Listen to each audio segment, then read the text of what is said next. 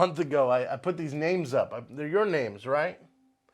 For districts. I would put these names up, setting up rooms, praying for each one of you. And it felt like so much prep work, getting the snacks, getting the bus, and I was stressed and looking forward to the weekend. But for whatever reason, this year, I was a lot more run down before even getting to districts. And then Friday happened, right? And we're up at districts, and it started, and all of a sudden it's Sunday afternoon, and we're driving home. It was a blur. And some of you may be feeling the same way. And some of you have made some really important decisions during this time at districts. Whether it's a decision to follow Christ for the first time, or a decision to recommit your life to Christ. I know Greg Speck challenged us to pray that God would soften our heart, that the heart of stone that we may have gone into districts with, that he would turn it into a heart of flesh. And I hope that was the case. I hope you took him up on that challenge, because he had a lot to say about what our life should look like and what God really wants from us. And often we live from mountaintop to mountaintop, right? This great experience that we have worshiping with 4,000 middle school and high school students, from awesome experience connecting with some leaders maybe in our small groups. And we have this experience, and then we get to Tuesday morning, because let's be honest, we all had a struggle staying awake on Monday, huh? But then we get to Tuesday morning and reality hits. Wednesday, Thursday, Friday.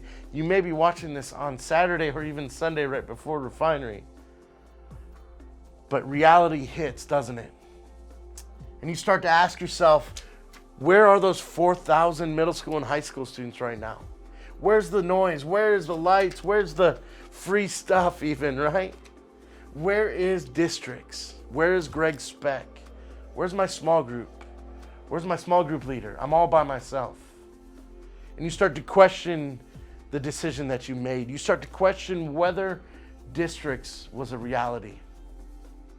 Well, I'm here to tell you that it was a for sure reality, and that God uses these mountaintop experiences to draw us closer to him. He uses them so that we experience him, that we experience his presence, but also that we experience it with one another, right? And so we're going to look at the life of Elijah, this study. And we're calling it Momentum because we want to take the momentum from districts and we want to see it happen for the rest of 2020. We want to see districts to not just be a weekend that happened, the first weekend of January, but instead it started this ball rolling downhill for the rest of 2020.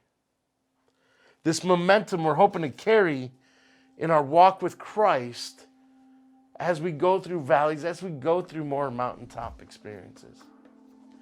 Because Elijah experienced some extremely intimate mountaintop experiences with God.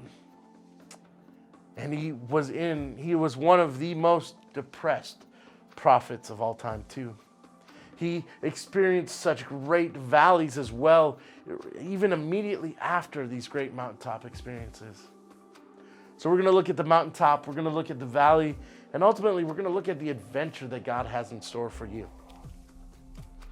So let's dig into God's word, look at the life of Elijah, and see how we can carry the momentum through districts through 2020.